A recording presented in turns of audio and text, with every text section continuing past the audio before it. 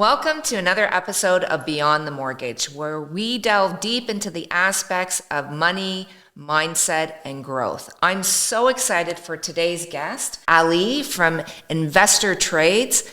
I've watched you so many times on social media. You are an influencer on social media, but you have changed so many people's lives on being able to help them understand the stock market, being able to build wealth, a residual income, and also quitting their full-time jobs and just going into the stock market. I know you've helped 4,500 families and individuals, and 450 of these individuals have left their full-time jobs, and now we're doing this, Yes. 1 hour a day? Yes, about 1 hour a day. It's all that's really needed. And that's where it starts. Yeah, so thank you so much. Thank you for having me. I feel that you need to tell your story. So why don't you tell the listeners when you started and how this all evolved for you? Perfect. Awesome. First, thank you for having me. My journey really started in 2014. That's when, I realized that I wanted to change my perspective on what I was doing. I was just like the average person working a full-time job. I come from a Middle Eastern background. My parents always wanted me to be a lawyer or a doctor. And I did that. I had an architecture degree. I became a paralegal doing personal injury law. But really, the only people that were happy with that was my parents. I was working 12-hour days. I was getting paid, less than a McDonald's employee. Yeah. So as at that point, that's where my health took a turn and I ended up in the hospital. I thought it was devastating because I had just lost my paralegal license and everything.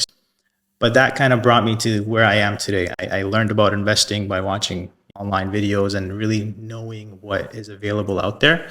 And my journey really started back then in 2014. Obviously, it wasn't easy, took some big risks, lost a lot of money, but it kind of built the roadmap and the person I am today. So that's where the journey really started. And about 3 years ago, I decided to help people. And here we are today. It's probably one of the best decisions I made, or it was the best thing that happened to me getting sick, because that kind of led me to everything. That's incredible. We were just talking about sometimes you have to take a step backwards to take a step forward. So stock market, you talked about how you looked at that, you were looking online and you started to go into it, but a lot of people find that concept not something that's something we do every day, right? It's not. I find it's more of a newer concept than it's traditionally been. Like you said, with your parents, even my parents as well. It's not even a conversation that it's part of actually making a living doing this. How did you actually get into it? So it was just a lot of online video watching. I'm sure nowadays it's even more people doing that. But there was a lot of misinformation that I learned the hard way, and it cost me a lot of money because of that misinformation. But that's really how I got involved, just watching videos online, learning online, and putting up my life savings at the time, which I think at that point was around 20K.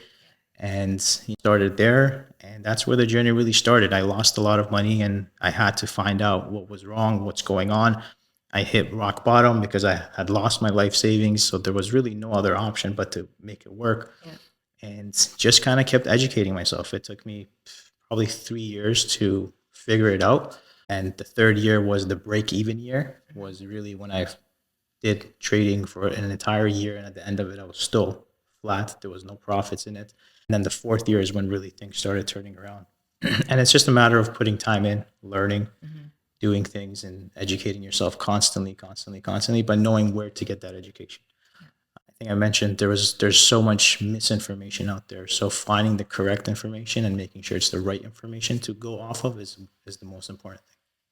And when you talk about information, you're right. Like we're inundated online through social media and other platforms, and everybody's getting information. So like when you talk about that for yourself, it's interesting. Did you have a mentor that you had to help you through that? Or is this something that you just organically lost and then grew and then was able to educate yourself? There was lots of mentors that I hired. As you know, there's so many people online teaching this. But the problem was there was always someone selling you something. And then once you got involved, you had to pay for more courses and more education. And there was just too much information. It's just so much overwhelmness that happens online where you're trying to learn something. And the year where I actually learned and broke even and I separated myself from all the noise is when I shut off everything. I turned off social media. I deleted my Twitter account. I stopped watching YouTube videos. And I really just focused on the principles of what makes an investor, and just focused on the core principles and didn't look at anything else online. And that's when things really turned around. And I learned my own system by keeping it really basic and focusing on the fundamentals. And when you talked about how in year 4 you saw the growth, it really is that compounding effect, right? Correct. So if people are looking to start trading and think it's a quick fix to financial wealth, that's not going to be the case, right? No, definitely not. It's something that will take time, right? It's going to be, slowest is the fastest way to get there. Yes. Right. I always say Yes, that. definitely. And having someone that's helping you through this, like yourself, to be able to help people build that wealth, but it is a long game. So that residual income is not something where you're going to go and quit your job day one, right? 100%. And that's the mentality that a lot of the students that I speak to have, unfortunately. They think that they can just come in and be profitable within a month or Yeah. two. And the harsh reality is it's not like that. It's like any investing. You need to, one, put in time, you need to put in education. You have to have some sort of capital to be willing to risk or invest. It's like any other business. When you're starting a business, it's not written in a metal plate that you're going to be profitable. You have to bring in a sum of money and you invest it in the business. It can go absolutely bust or it can be the next thing that kind of pays you a lot. So that's the same thing with investing. You have to have capital willing to risk it, but also it can't be the money you're relying on to pay, your mortgage or your kids' tuition. It has to be something that you're willing to lose without having regret afterwards. And those are my best students that have a little bit of capital saved up, that do have some funds coming in on a monthly basis. They're not stressed. They're not trying to pay their mortgage with investing. Those students learn the best and really grow the best. And so when you're talking about that with students being able to invest with you, this is not something where you put it into an investment and you leave it, right? This is something that you do need to monitor Correct. on a regular basis. So can you walk us through that? Yeah, so it's the stock market. Essentially, I'm sure everyone knows it's compiled with a bunch of companies that are showing their profit and losses, and based on their profit and loss, gross margins, and guidance for the future, it tells the stock how much value it has, and investors base those earning reports based on the value of the company. So essentially, you're looking for companies that have good fundamentals, that have lots of cash on hand. The biggest one, obviously, is Apple, lots of cash on hand. You're trying to find these companies that have good cash on hand, that have profitable quarters, quarter after quarter, and start investing in those and have a medium to long term outlook where you can start investing, dollar costing averaging, and looking back in 5, 6 months and seeing, hey, this is the company has grown at this level. But it all starts with doing some research and understanding the company itself, and that's the basics of it. And then you can really dive into the other aspects of investing and figure out the charts and the candlesticks and the patterns and what all those are telling you, because there's two different stories. There's fundamental investors that really just focus on the earning reports and how those look and future guidance that the company gives. And then there's technical traders, which is kind of a hybrid of what I do, technical and fundamental. We look at both. We look at financials and we look at what the stock is doing on the technical side of things, and then combine that to get a little bit of a better advantage on where we think the stock is going to go. So is that something that when you're coaching your students that you do that hybrid approach in terms of educating them, or do you tend to go one path or the other? Correct. So we do the hybrid approach and mostly focus on the technical aspect, because what the charts show us is what the emotions of the buyers and sellers are. So if price is moving upwards in a certain way, then obviously we know the emotions of buyers. There's more buyers coming into something. Eventually, when price starts consolidating, as we say, or start going sideways, that's when there's a battle going on between buyers and sellers, and they don't know, if price should continue higher or lower. So at that point, those are the technical indicators we look at, and just combining everything. The emotions of the buyers and the investors are all on the chart. Without the charts, we'll essentially be trading blindly. That's why I like to incorporate the charts into it so we can really see a better picture of what's to come and what's happening. So your videos I've watched numerous times, and with your students, and they talk about how they're looking at these markets, and it's an hour a day. So what is that hour? That first hour really focuses on the technical side of things and the day trading side of things. Okay. So we're really looking at what technical patterns are showing in that first hour. We're getting in, we're using options is another vehicle. So with the stock market, you can buy shares and see profits, or you can buy options, which is the right to own that stock. It's a contract at a certain date and time. So we're using options, a little bit more leverage, but we're using technical analysis to establish a pattern or a setup in that first hour. And then we're getting in, we're getting out, and that's the profit that we're making in that first hour is there. And then so after that hour, we just go on with life. That's after the first hour. Lots of my students just carry on with their life, whether they have other businesses they need to attend to, spend time with family and loved ones. That's one of the greatest things about this is I can finish trading at 10:30 Eastern and go upstairs and see my son, and I can watch him grow. Where a lot of my students really come to me and they're like, I want to spend more time with my kids, and I don't know how people do it. I don't know how they can go to work and not watch their kids grow up.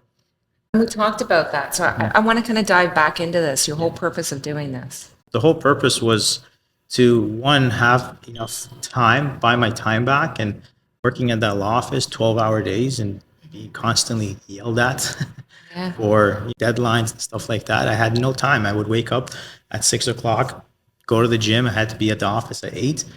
I was in the office till 8. By the time I got home, it was 9 o'clock and I had to sleep because I had to get back up in the morning. So there was really no time for me to spend with, at that time, with my parents, with my siblings, with my friends. I'm lucky enough now where I spend an hour and I have a son that I can go see afterwards, but it's really hard for me to grasp that people are spending this much time, still don't have a savings, and they can't see their kids grow up or watch their kids just pulled into an adult. And so that's your passion, right? Yeah, To help definitely. people that way. Get them out of the 9 to 5 rat race. There's so much that you could do when you have time. And there's so much you could do that when you have the income that you generate from the stock market. You can invest in so many different things, watch your net worth grow, you can have savings into your children's accounts. And that's where I am now, and just growing my portfolio of investing in real estate, and just so I can give him something to kind of come back to when he's 18, 19, because I never had that as a child. So that's kind of where I'm at. And we talked about that, right? So investing in the stock market helped you on the real estate side. Definitely. That was one of the biggest things. I never thought I could own a home. Like I said, I was 2014. I had $20,000 to my name. That's my whole life savings. All I had was $20,000. So there was no way I could really buy a home with that size capital. And this day and age, properties are so expensive, and I just don't know how anyone's going to be able to come up with the down payment without having some sort of, either you're going to be a doctor or someone that has its own business that has capital to invest, or you have to figure out a way to make money while you're working. And a lot of people can't afford to leave work. So the other alternative really, and why my students come to me, is because they can maybe shift their schedule 1 hour forward, where they can come in and take advantage of that first hour of the market, but then they can go back to work and still have that income coming while they're still generating some sort of growth on the back end to save a little bit to eventually have some money for a property. And when we're talking about a doctor or a business owner in Canada, we know our country is one of the most expensive countries in the world, especially when it comes to owning a house. And everybody, I always say, deserves to have a right to own a home, but it's becoming very challenging. So that 9 to 5, even though as lucrative of that business can be, it's really challenging for people to be able to save the amount of money that you need for a down payment, because you could be looking at about $200,000 so that you can get into that home. If you've got children in that family that you want to grow. So having residual income. And we talked about this where business owners that have been successful for a very long time, and I've talked to them even on my end too, we're finding it very hard to be able to save like we used to. And it's not an embarrassment to come and talk to you, but I find that it's very humbling because a lot of people are coming to you, I'm sure, in this situation, right? Yes, definitely. And in the last 2 months, I had two people that I remember really clearly. One of them being a doctor, and he had mentioned, I asked him, why do you want to get into investing? Because we know doctors are probably one of the highest paid careers Yeah. in anywhere really. And he mentioned that he just wants to be able to have some time. He Yeah. works 12 to 14 hours. He's constantly working. He doesn't have that freedom to even spend his money. And to make $250,000 as a career, I think you're putting in a lot of work, a lot of time and effort, which he was, and he was tired of it. He wanted to, enjoy his life. A lot of the jobs that we have nowadays, even if they're high paying, you're retiring at the age of 65. By that time, you're old. You probably can't do as much as you could have when you were younger. It makes it really hard to enjoy life at that point. Yeah, that's one gentleman that I spoke to. Another one was a gentleman who had a $4 million business. He was grossing $4 million, and he said, "Listen, at the end of the month, I'm only bringing in $10,000. I have a $4 million business, and it's not easy to operate. You have payroll, you have people that you have to watch and grow a company to 4 million, which is not nothing small." And he was just out making enough money to actually enjoy. But on paper, he's like, "Oh, I have a $4 million business." So that's the unfortunate part of things, and I think the investing side really helps with that. We can really buy back our time and really start focusing on enjoying life rather than spending it, 65 years and then trying to enjoy it. I had an uncle who worked so hard and he always saved, and he was waiting for his retirement at the age of 65. On his retirement, like literally the year he retired, he ended up getting cancer, unfortunately, and he passed away. But that's the reality of it. When we get so old, are we really going to have time to enjoy the money we've saved or pension that we've built for all these years? Freedom needs to be now, and that's Definitely. you, and that's what's resonating when you're talking to me about how many people you've helped and the conversations you have. It's you're helping people have money for freedom. And I've asked a lot of people that I have interviewed, what does money mean to you? And a lot of them actually have said freedom. What does it mean to you when I say the word money? Yeah, definitely freedom and really being able to set up my kids' future. And I think it's really important to look at money differently. I think in this country and every other country, really, we're brought up to look at money in a different way. Where I think the perspective needs to change. It needs to change to the fact that we need to use money as a tool and not really just put it on a pedestal and say we have to save it, we have to save it, we have to save it. Because what are we saving it for? Are you saving it for retirement? Are you going to spend your whole life trying to save and really not have enough for a down payment? It's we have to look at money differently, where we start investing it more actively to see returns, and then with those returns, hopefully build a better future or buy back that time where we can enjoy life with it. So the freedom is today, Definitely. right? Definitely. It's today. But in saying that, it takes time, right? It takes time. So I want to bring it back to this because when you talk about the stock market and what you do, because you do it every day, it's a conversation that comes very easy to you. But as someone new in it, let's just talk as someone new in it, that it's an open mindset, right? To be able to understand that. So I want to break it down where I give you $5,000. This is what I would do if I came to you as a new client.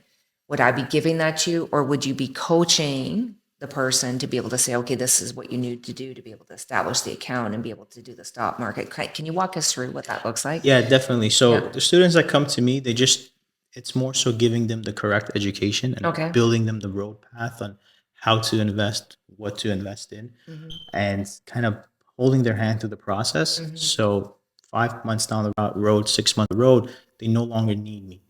They're making educational decisions based on themselves. They're understanding how to invest.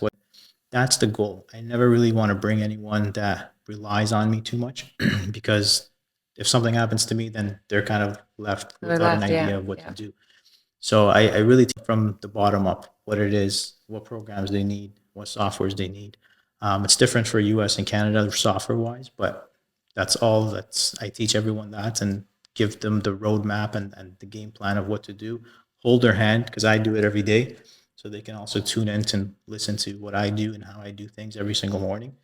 And eventually just learn from me as I'm kind of doing it myself. They can watch, see, observe, and start building a system for themselves that they can do it themselves as well. And I've watched you on your screen, so let's visually, you've got four massive monitors, Yes, definitely. in front of you. Correct. It was pretty daunting when I looked at it. To be honest, I was super intimidated. Yep. So is this something that if we're looking to jump into this, we need these four big massive Absolutely monitors? not. No? My app really just has a laptop. Okay. I think everyone in this day and age has one. Yeah. That's all you really need. Obviously, with my system, my setup is a little bit more excessive because I'm keeping an eye on so many different things. Okay. I'm looking at so many different companies, what the overall market's doing. The average person is not going to do that. And you don't need more than just a laptop to get started. But are we building up to this? Eventually, if you guys want to quit the 9 to 5, Yeah. if the listeners want to quit the 9 to 5, then I think they would need to add, Yeah. just so they can be actively doing it. You have to kind of look at it as a business as well. If you're getting to that point where you're leaving your 9 to 5, it now becomes your business. So you have to treat it like a business. You have to be focused on it, and really tune in and hone in on that 1 hour that you're operating to make sure that you're coming out on top, making sure you're coming out on the profit at the end of the day.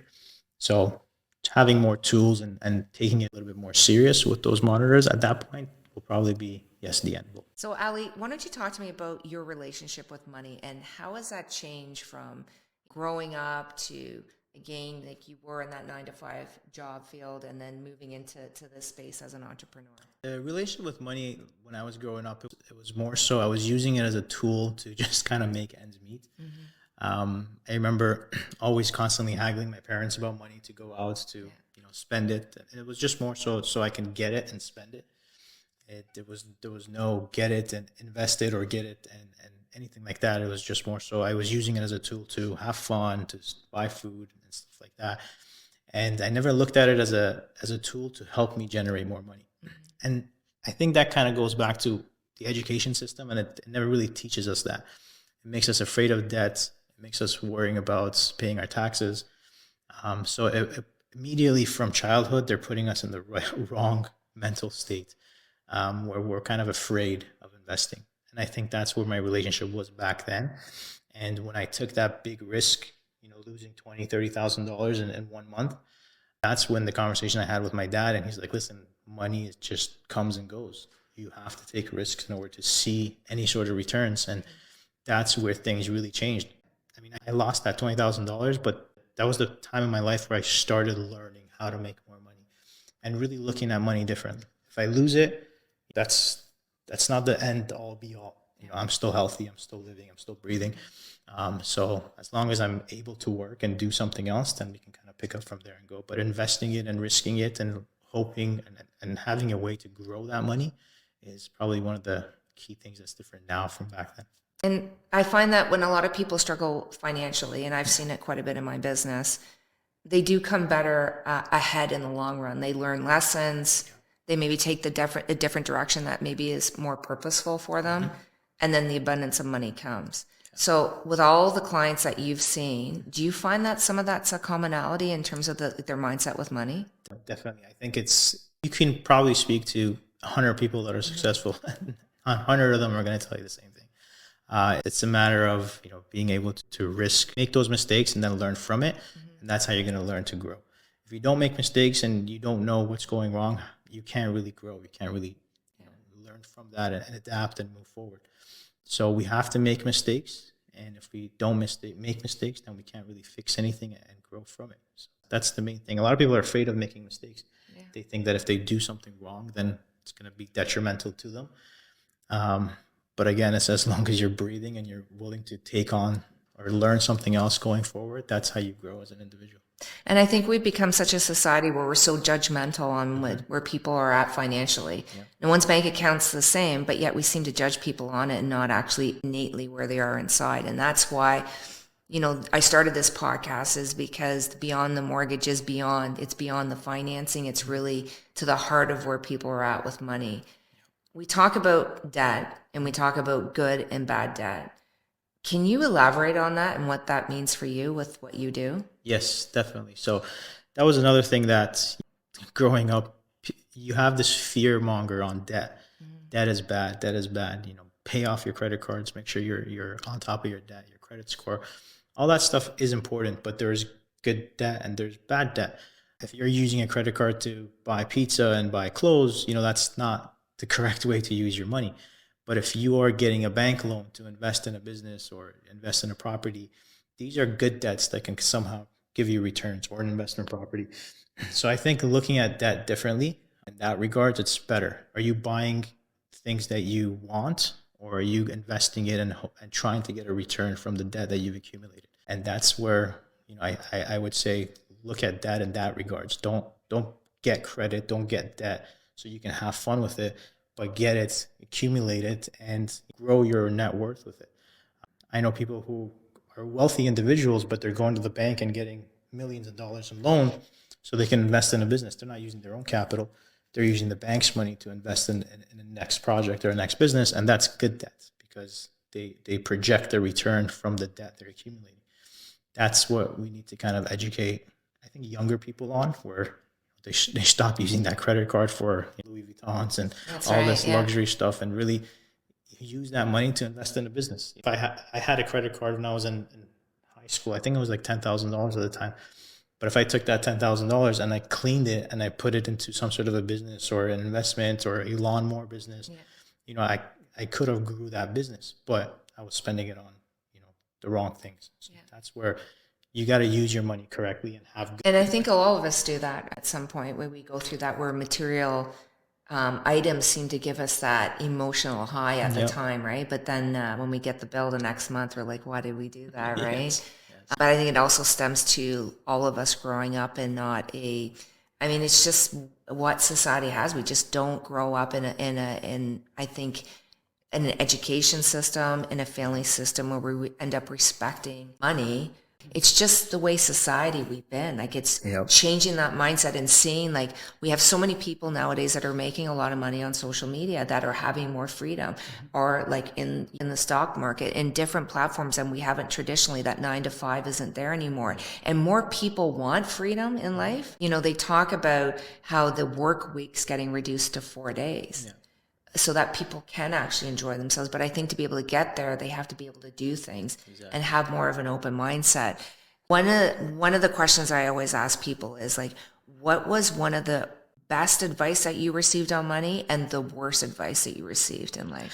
The worst advice was probably to save your money, and the best advice was take risks with your money. And I think that's really everything I've done to this day. Every risk I've taken, obviously not 100% of them are successful. I've had businesses that have failed, but the risks that I've taken have kind of put me to where I am today.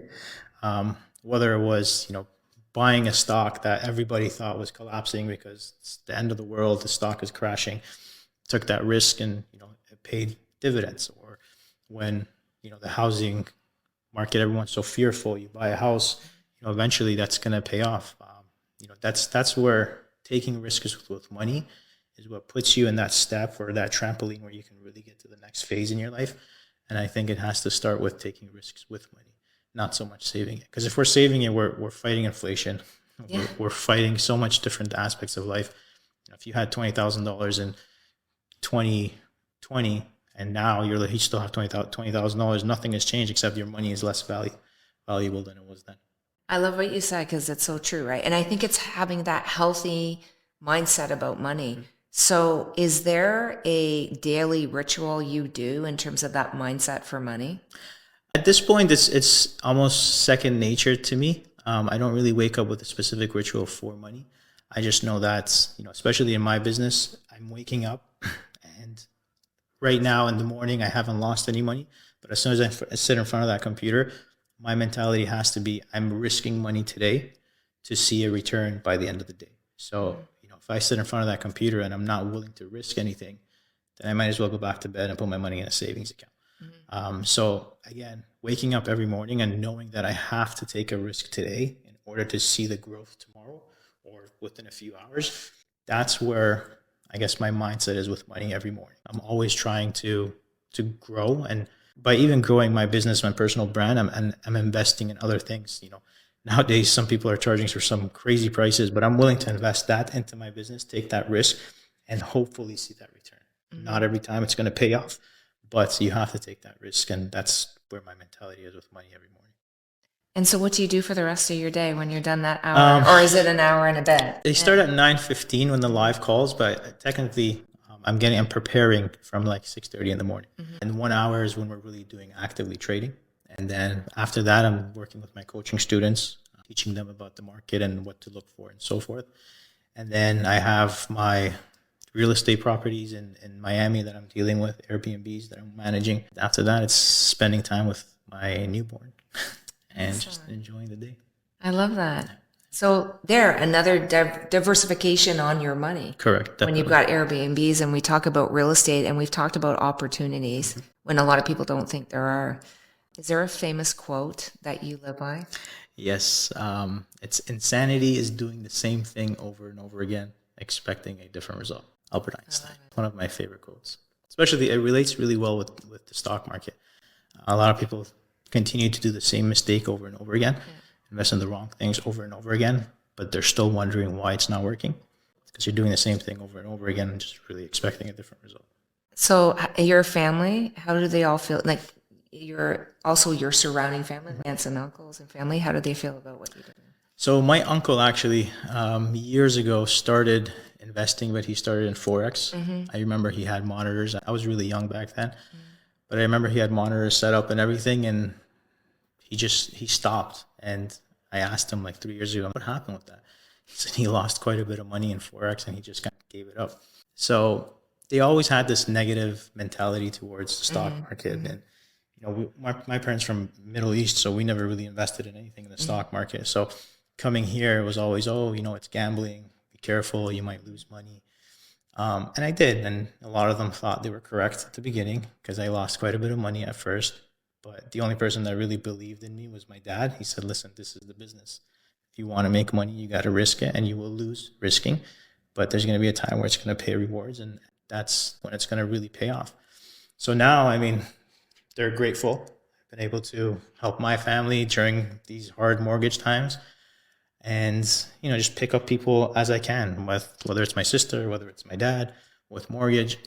But this is what kind of put me in that place to be able to help people when I can.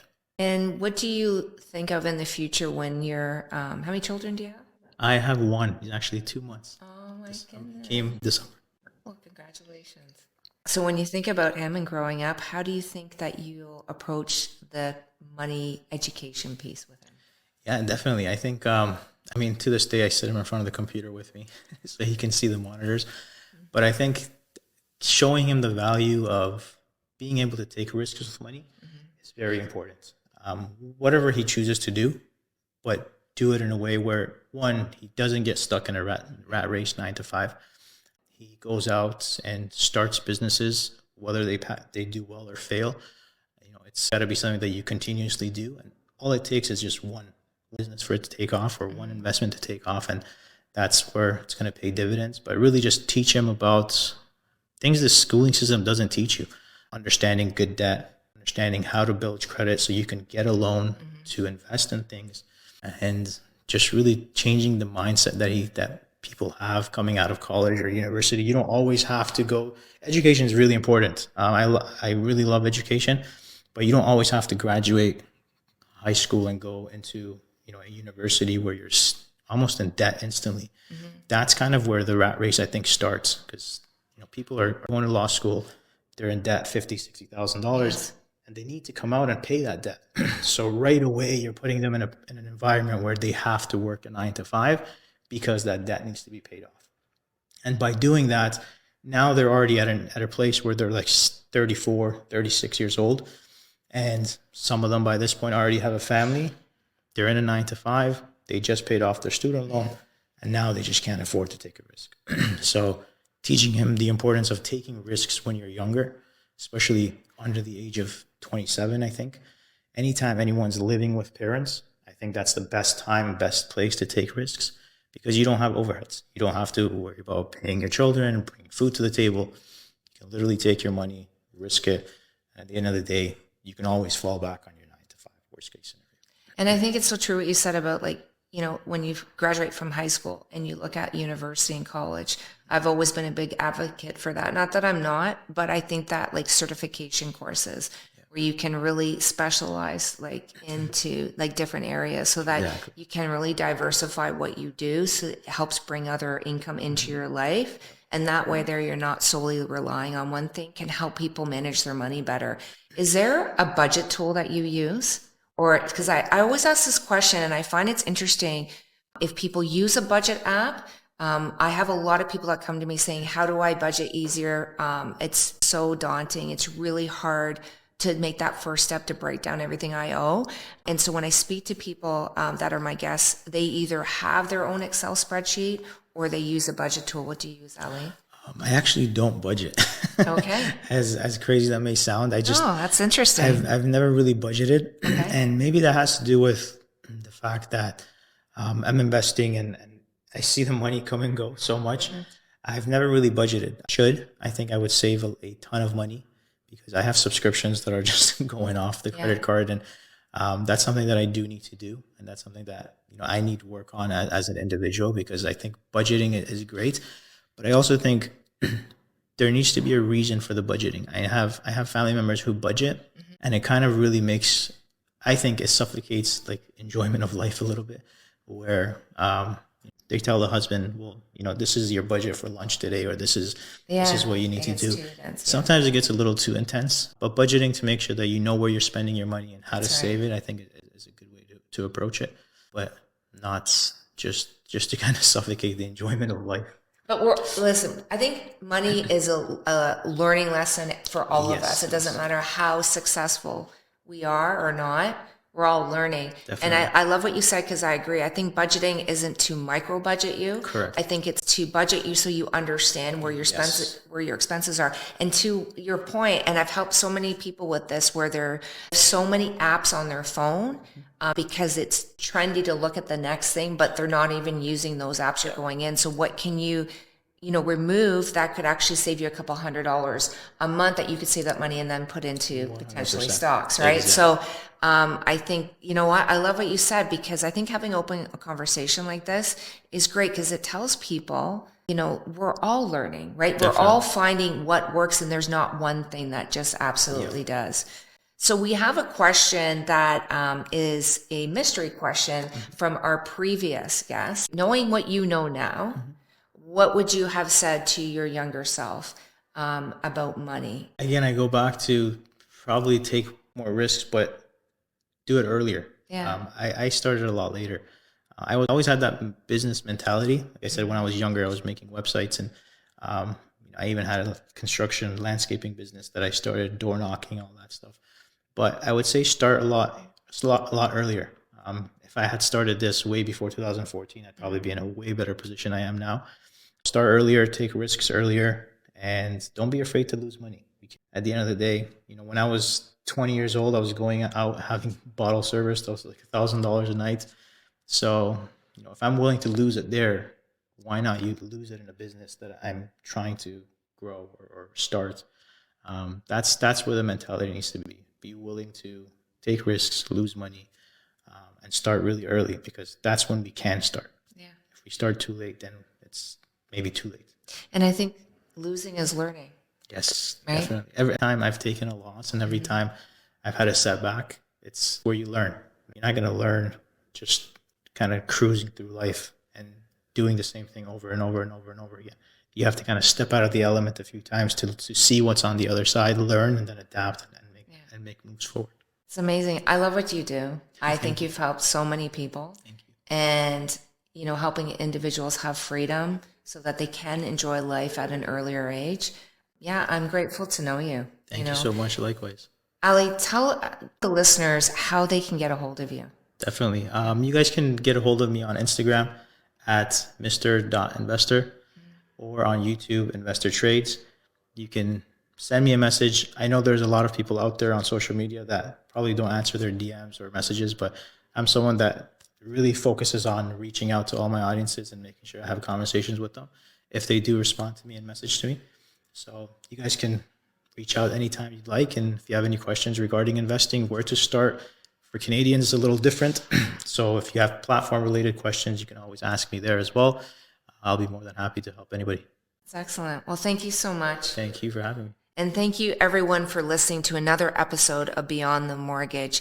If you have any questions or comments at all, please make sure you reach out on our social media platforms. Make sure you like and subscribe to our Beyond the Mortgage podcast.